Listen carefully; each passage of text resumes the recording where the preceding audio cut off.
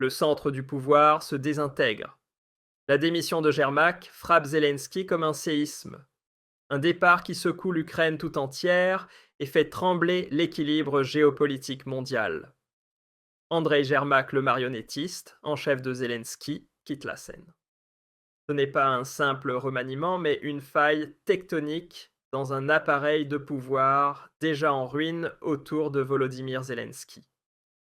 L'homme qui, des années durant, a agi comme président de l'ombre, comme passeur vers Washington, comme fossoyeur des véritables négociations de paix. C'est justement ce Yermak qui trébuche aujourd'hui sur un marécage de corruption, d'abus de pouvoir et de manœuvres politiques. Et soudain, un espace s'ouvre. Un espace pour ce dont on préfère ne pas parler à Bruxelles, à Berlin ou sur les plateaux de l'ARD, des négociations de paix avec la Russie, et oui, avec Donald Trump aussi. Un clin d'œil appuyé aux amateurs de pensée critique, tandis que l'UE s'accroche encore avec une arrogance débordante au dogme de l'intégrité territoriale de l'Ukraine, une toute autre partie se joue déjà. À Genève, à Moscou, à Washington, mais certainement pas à Bruxelles ni à Berlin, et encore moins au ministère des Affaires étrangères, dirigé par un pacifiste professionnel affublé d'un fétichisme pour les casques léopards. Non, les cartes sont déjà redistribuées, mais sans les Européens à la table. Ils se sont eux-mêmes exclus du jeu prisonniers de leur idéologie rigide, de leur dépendance toxique à l'armement et de leur aveuglement géopolitique. Et pendant ce temps-là, Zelensky abdique. Voilà la réalité. Celui qu'on exhibait naguère en t-shirt kaki, comme symbole de la résistance et mascotte médiatique de l'OTAN, parle désormais de négociations sérieuses, et le fait cette fois en personne. Ce n'est ni un hasard, ni un lapsus, c'est un signal stratégique. Sans Yermak, il perd son appui, sa ligne directe avec Washington, son emprise sur le récit.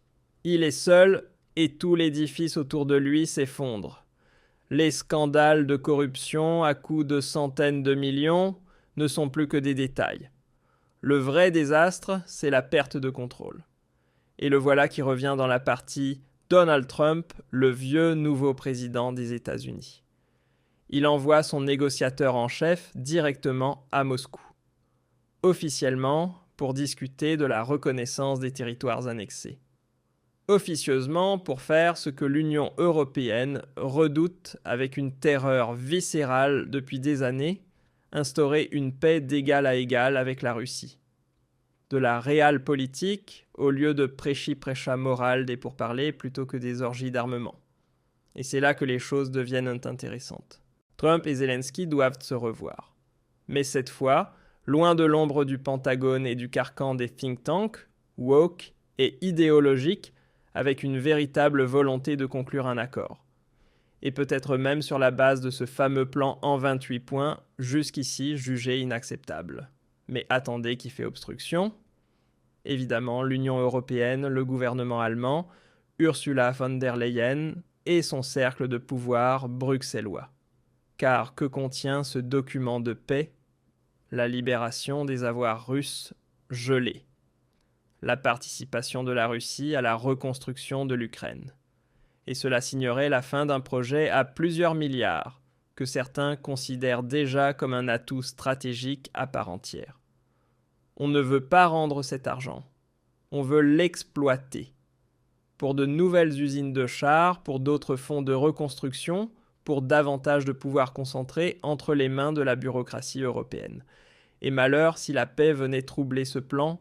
Vous comprenez maintenant pourquoi les pourparlers de paix à Genève effraient plus Bruxelles qu'un tir de missile venu de Moscou, parce qu'ils menacent de faire s'effondrer le modèle économique qui s'est formé autour de cette guerre. Parce qu'ils révéleraient qu'on a misé pendant des années sur le mauvais cheval, et qu'ils mettraient en lumière une vérité que beaucoup refusent d'admettre. Le régime de Zelensky n'a plus rien des nobles défenseurs, mais ressemble davantage à un cartel du pouvoir en faillite qui se serait déjà effondré sans l'aide américaine. La réalité est crue. Les Américains, selon une source bien informée citée dans le Mercure, n'ont depuis longtemps plus aucun intérêt pour l'opinion européenne. Et la phrase tombe brutale, Les Européens peuvent faire ce qu'ils veulent. Les États-Unis s'en moquent. Une déclaration qui claque. Une phrase qui montre à quel point Berlin et Bruxelles se sont éloignés du véritable centre du pouvoir. Et tandis que Trump négocie, tandis que Moscou fait savoir qu'elle est prête à dialoguer les Verts, eux continuent de rêver à une victoire totale, oubliant au passage que la réalité a depuis longtemps changé de cap. Petite parenthèse, sais-tu qui se prépare activement aux prochaines crises? Le gouvernement, les banques, les grands groupes, tout le monde, sauf les citoyens ordinaires. Si tu ne veux pas, une fois de plus, être le dernier averti, clique sur le lien dans la description. Le système de préparation aux crises t'explique comment te protéger comme un pro. Et maintenant, pose-toi la question, que va-t-il advenir de toutes ces usines de chars allemandes, de ces fabriques de munitions de Rheinmetall, si la paix éclate soudainement, si plus personne ne réclame d'obusiers, si plus aucun missile n'est expédié, si les milliards cessent d'être redistribués? La vérité dérange, mais elle est bien là. Cette guerre a développé sa propre dynamique, un monstre politico-économique qu'il faut nourrir avec la peur, avec l'escalade, avec des prétextes toujours renouvelés pour éviter la négociation. Et c'est précisément pour cela que Jermak était si essentiel, parce qu'il pouvait empêcher que Trump et Poutine ne se retrouvent à la même table, sans que les Européens ne viennent s'en mêler. Et maintenant, cet homme n'est plus là. Et avec lui, s'écroule un rempart contre la réelle politique. Jermak, le garant du maintien du Conseil de guerre, laisse derrière lui un vide qui fissure l'ensemble de l'architecture du pouvoir autour de Zelensky. Ce n'est pas un hasard si soudain des rumeurs émergent. Zelensky aurait-il quitté le pays? Car celui qui perd son soutien perd tout. Et ceux qui pensent qu'il ne s'agit que d'un épisode passager à Kiev sous-estiment la force du courant. Nous sommes à un point de bascule. Et c'est précisément maintenant, alors que selon les derniers sondages, la volonté de paix grandit nettement au sein de la population ukrainienne, que les mêmes visages en Allemagne recommencent à battre le tambour pour la ténacité et la victoire. Vous remarquez. Tandis que la réalité évolue, le récit politique dans l'UE reste figé, tout comme les milliards russes gelés. On s'accroche aux illusions parce qu'il faudrait autrement reconnaître qu'on a exporté pendant des années que de l'escalade, sans jamais proposer la moindre solution. Alors posons encore une fois la question essentielle: à qui profite tout cela? Qui a intérêt à ce que les négociations de paix échouent? À ce que l'Ukraine reste un champ de bataille par procuration? Certainement pas les habitants de Donetsk, de Kherson ou de Lviv, mais plutôt ceux qui tirent profit de chaque mois supplémentaire de guerre. Ceux-là même qui ont bâti leur carrière politique sur leur posture de connaisseurs de l'Ukraine, tout en sachant pertinemment dans le secret des coulisses que ce conflit ne peut pas être gagné militairement. Et c'est précisément ici qu'il faut examiner le rôle de l'Allemagne. Friedrich Merz, désormais à la chancellerie, aura-t-il le courage de s'opposer à Bruxelles si de véritables négociations de paix sont sur la table? Ou ne sera-t-il qu'un transatlantiste de plus en pilotage automatique? Car si les États-Unis et la Russie parviennent à un accord, que deviendra alors la politique allemande envers l'Ukraine? Continuera-t-on à transférer des milliards, à livrer des armes, à applaudir les programmes de réarmement, alors même que la guerre est déjà en voie de retrait? Trump lui fait ce que Merkel-Scholz et les autres n'ont jamais osé: il négocie, il agit, il prend des risques. Et c'est précisément cela qui le rend si dangereux pour l'establishment, aussi bien à Bruxelles qu'à Berlin. Car une paix obtenue par Trump serait l'aveu cuisant de l'échec de toute une décennie de politique allemande. Et cela, les partis traditionnels ne peuvent jamais l'admettre. C'est pourquoi toute initiative est sabotée.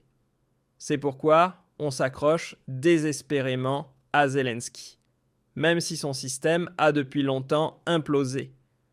C'est pourquoi on continue de brandir le spectre du danger russe, alors même que la Russie propose déjà des pourparlers. Vous savez ce que c'est au fond? Un refus de paix déguisé en vertu morale. Une hypocrisie qui se paie en vies humaines. Et c'est bien là le véritable crime, refuser de mettre fin à la guerre parce qu'on en a besoin. Comme alibi, comme moteur économique, comme levier de pouvoir. Et maintenant, le vent a tourné. Zelensky est acculé, Yermak a disparu, les Américains suivent leur propre voie. Et l'Union européenne reste sur le quai, pleine d'idéologie mais vidée de toute influence. Et pendant qu'à Washington, on pense en termes de realpolitik, pendant qu'à Moscou, de nouvelles pistes de négociation se dessinent, Ursula von der Leyen et son entourage s'agrippent à une figure ennemie qui leur a garanti le monopole de l'interprétation, mais jamais la paix. Mais l'heure de vérité approche. Le moment où l'on verra qui veut vraiment la paix, et qui ne la prône que tant qu'elle ne dérange pas. Et là, il deviendra évident pour beaucoup ce qu'ils pressentaient déjà, que cette guerre ne se décide pas sur le front, mais dans les coulisses autour des tables de négociation. Et grâce au courage de briser le carcan idéologique. Un salut complice à tous ceux pour qui votre démocratie ne rime pas avec censure, mais avec débat. Bienvenue chez Verheimlicht. La démission de Yermak n'est pas un événement mineur. C'est le premier domino qui fait tout vaciller. Et peut-être, juste peut-être, le début de la fin d'une guerre que personne n'a jamais pu gagner,